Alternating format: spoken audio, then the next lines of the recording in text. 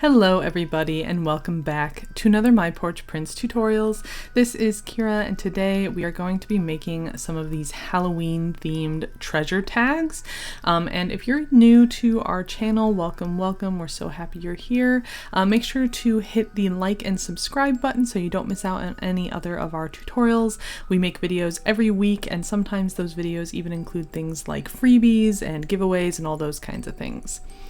Anyway, so getting into today's tutorial, we have a whole bunch of different treasure tags in our shop, and these are the new Halloween themed ones. So just for a fun little video today, I'm going to show you how I decorated a few of these. This fourth one is actually in our YouTube shorts, so make sure to go check that out if you are curious to see how this one was made, but we're going to be making these other three today. So to get started, this kit actually comes with 8 tags. I'm only going to be making 3 today, but there are 8 different ones to choose from. And you can print these out multiple times and have multiple cards to decorate. So, you know, however you want to do it. And then this kit also comes with a lot, and I mean a lot, of little fussy cuts and ephemera and faded photos to choose from. So you have tons of options. I did not use anywhere near all of the little pieces that come with today's kit. So you'll have lots of little fussies for extra crafting. And it also comes with these little page tabs here, and you can choose between the colorful ones or the neutral ones, so kind of just, you know, pick and choose whatever you like best.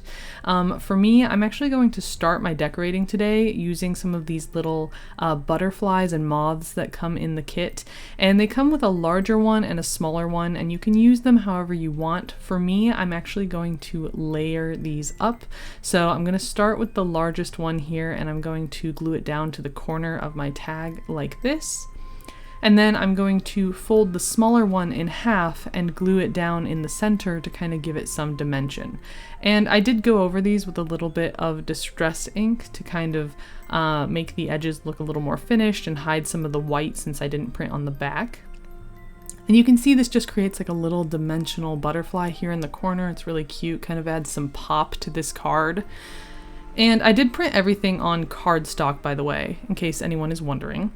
And besides cardstock, I also used a little bit of cheesecloth and some puff tape to add some texture. You can use things like buttons, or if you have charms you want to add to these, you know, go crazy. You could even take them under a sewing machine and add like a border if you want, like a stitched border. I'm going to be using a Sharpie to draw a border and kind of fake it a little bit to save time, but those are some options you can use for decorating your cards. And then it's just a matter of kind of picking and choosing which pieces you like. I kind of tried to stick to sort of a similar color scheme while working here. So for this one, I grabbed some of those dimensional butterflies as well as one of the little fussy cut pieces, like a label that we have. And I added some cheesecloth to the back as well as some of this almost like burlap textured ribbon here. And I'm just kind of making a little label in the center. So really quick and easy way to decorate a little card. I am going to finish it up with this green page topper here, just like this little page tab. And I didn't print on the back of any of my tags because I'm just using these kind of for today's video. But if you're giving these away or using them in a project, you may want to print on the back of these cards by running them through the printer. We have a whole bunch of like Halloween themed papers in our shop that like would go super well with this kit. So I will link those down below for you in our description box. So if you see the link to this kit, you'll also see the link to some of our other Halloween papers in case you're looking for something to match.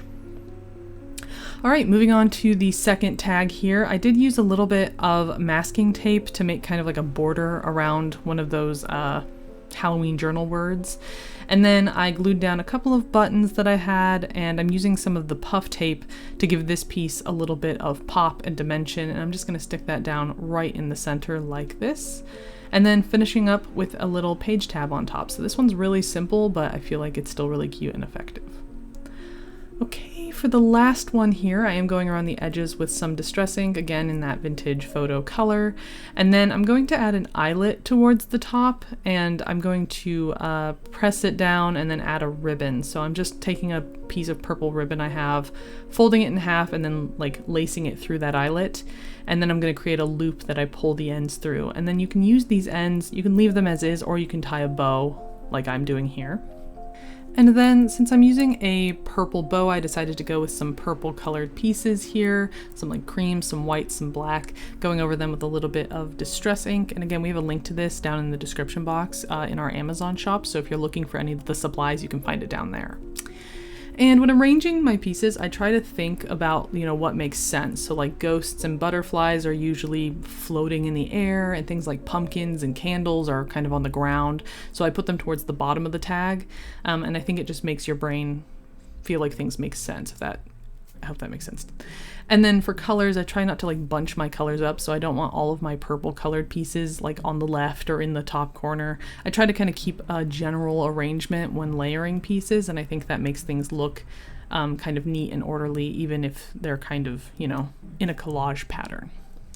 All right, so that was really quick and simple, but I hope that you guys had fun crafting along with me and you'll give these Halloween tags a try. And I will see you in the next tutorial. Bye!